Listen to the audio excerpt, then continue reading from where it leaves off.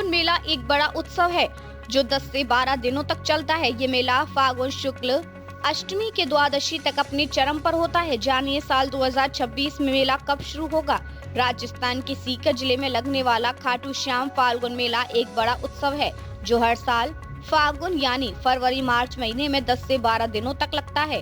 इस दौरान खाटू नगरी में लाखों की संख्या में भक्त हारे का सहारा बाबा श्याम हमारे के जयकारे लगाते हुए दर्शन और आशीर्वाद के लिए आते हैं।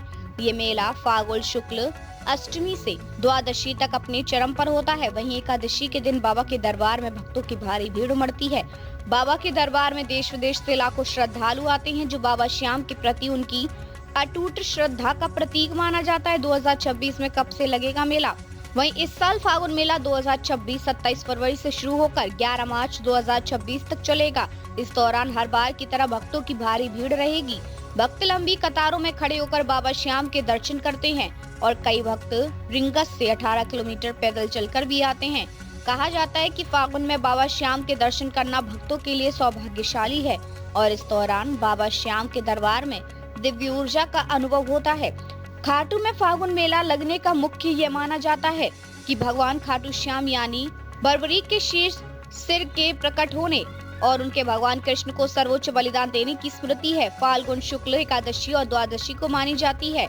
इसके साथ ही ये महीना होली और महाशिवरात्रि जैसे अन्य त्योहारों के लिए भी महत्वपूर्ण है जिससे भक्ति और उत्साह का माहौल रहता है।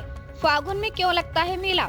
कहा जाता है कि जब महाभारत युद्ध हुआ था इस दौरान कौरव पांडव के बीच भयंकर युद्ध छिड़ गया था। तब घटोत्कच के बेटे बर्बरीक ने अपनी मां से कहा कि वह भी कुरुक्षेत्र में चल रहे इस युद्ध में शामिल होना चाहते हैं।